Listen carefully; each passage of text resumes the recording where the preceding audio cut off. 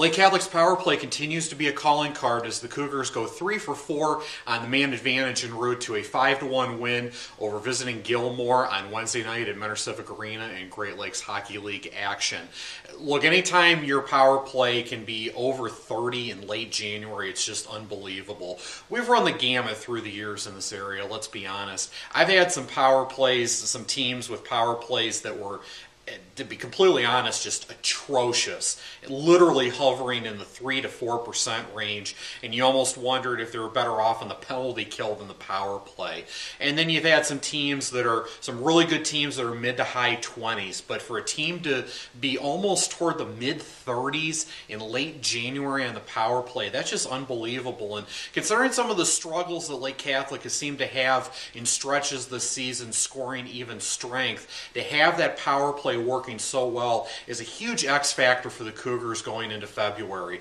Having those cycles right, having guys in the right position, taking care of their business when they get those opportunities, that's absolutely huge, and that might really cash in big time for them once we get in here into the Cleveland Cup and obviously into the Kent District as well. When you have a power play that's that good, you're not going to want to see Lake Catholic on the opposite bench, that's for sure.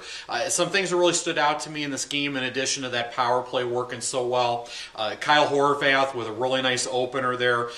Some nice piece of business there with his puck handling, going to the backhand to open the scoring, and a quality assist there on Colin Clifford's goal in the second period to make it a 2-1 hockey game.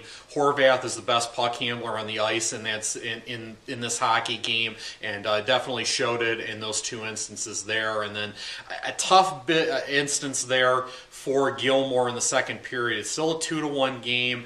They had a power play, but John used the word earlier in the year, so I'm going to use the word as well if we're being honest. And as I always say, friends are honest with each other. Unfortunately, the Lancer special teams this year, by percentage, by statistics, has just not been very good. And it wasn't here. They just didn't get anything really going on a power play. And then it's tough because sometimes with power plays, depending on how quickly guys can get out of the box, you almost have situations where it's almost like a 2 minutes and 3 seconds or 2:04 worth of power play time if you play your cards right. But with Gilmore, they gave up the puck there in their zone. Logan Walsh got control of it in the neutral zone and basically skated in, and it's almost as if the Lancers fell asleep there through the neutral zone, and Logan did very well to get into the offensive zone and poke one home from the right side and make it a 3-1 game, and Lake Catholic was well on their way. But Gilmore is a young hockey team, and they've really got to work on those special teams. You've got to do better on the power play, and you've obviously got to do better on the penalty kill, even though Lake Catholic is really, really good on the power play. So with the Cougars, obviously a tough week last week, that 9-1 blowout by Eds, a tough loss to Powers Catholic, an outstanding team from Flint, Michigan.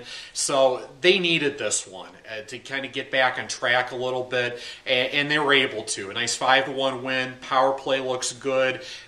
The shots were in the low 20s, which isn't too bad. So definitely some things to look at as positives out of this game, but nothing more so than the power play in a 5-1 win over Gilmore on Wednesday night.